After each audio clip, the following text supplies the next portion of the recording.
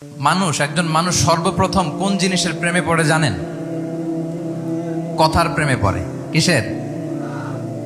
কথার প্রেমে পড়ে। কথার ধরন, কণ্ঠস্বর, তার অ্যাটিটিউড, তার শব্দের জাদু, এটা মানুষের হৃদয়কে জয় করে ফেলে।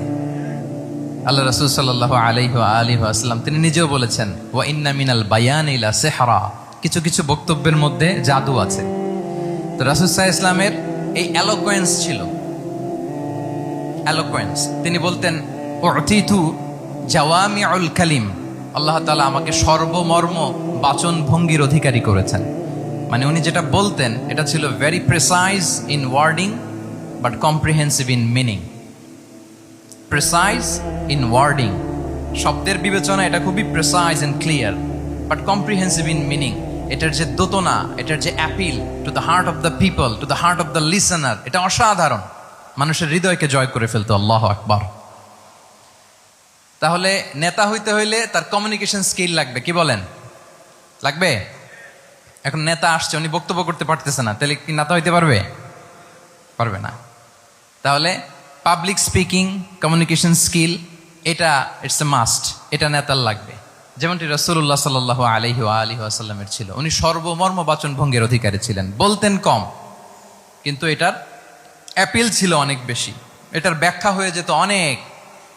রাসূল সাল্লাল্লাহু আলাইহি ওয়াসাল্লামের সবচাইতে বড় ভাষণটি ছিল বিদায় হজের ভাষণ, খুব সম্ভবত।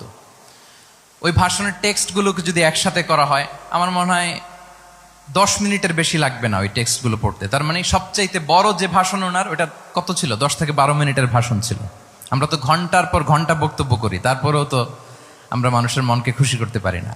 উনি সেই যে 1400 বছর আগে 10 মিনিটের একটা ছোট্ট ভাষণ দিলেন, গোটা বিশ্ব আজও হাবুডুবু খায় ওই ভাষণের ভেতর, ঠিক কিনা বলেন? তাহলে উতিতু জাওয়ামিউল কালিম, আমি সর্বমর্ম বাচনভঙ্গির অধিকারী। সুবহানাল্লাহ। Very precise and clear. কতটা প্রেসাইজ এন্ড ক্লিয়ার ছিল রাসূল সাল্লাল্লাহু আলাইহি ওয়াসাল্লামের বক্তব্য?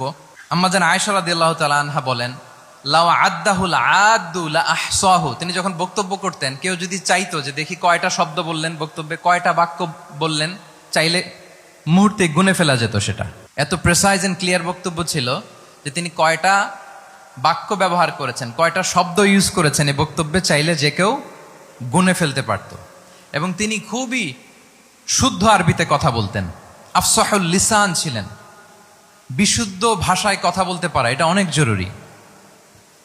রাসূল সাল্লাল্লাহু আলাইহি ওয়াসাল্লাম অত্যন্ত বিশুদ্ধ আরবিতে কথা বলতেন, এবং বিশুদ্ধ আরবি জানাটা বা বিশুদ্ধ ভাষাটা এত জরুরি যে আল্লাহ তাআলা তার প্রিয় হাবিবকে এই বিশুদ্ধ ভাষা শেখানোর